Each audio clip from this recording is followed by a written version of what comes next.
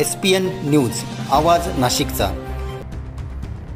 मित्रांनो सप्रेम नमस्कार। SPN न्यूजमध्ये आपले स्वागत आहे। एक धक्कादायक बातमी, रोटरमध्ये अडकून 13 वर्षीय बालकाचा करुण अंत। चांदवड तालुक्यातील मंगरुळ येथील घटना।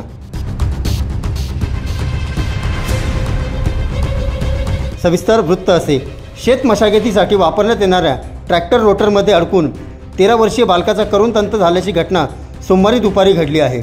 याबाबत चांदवड पोलिसांत ट्रॅक्टर चालकावर मोटर वाहन कायद्याअंतर्गत गुन्हा दाखल करण्यात आला आहे।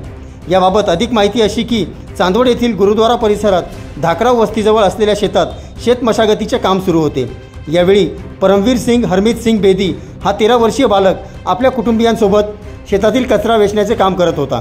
त्याचवेळी ट्रॅक्टर चालक मलकीत सिंग बेदी हे ट्रॅक्टर रिव्हर्स घेत असताना परमवीर सिंग हा बालक रोटरमध्ये अडकला व काही क्षणात कमरेपर्यंत रोटर मशीनमध्ये अडकून गेला।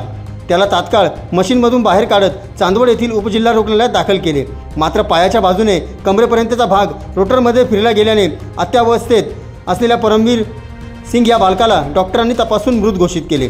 याबाबत अमरजीत सिंग कुलदीप सिंग बेदी यांच्या फिर्यादीवरून ट्रॅक्टर चालक आरोपी मलकीत सिंग कुलदीप सिंग बेदी याच्यावर मोटर वाहन कायदा व इतर कलमांन्वये गुन्हा दाखल करण्यात आला आहे। या घटनेने संपूर्ण चांदवड तालुक्यात शोककळा पसरली असून या बालकाचा करुण अंत झाला आहे।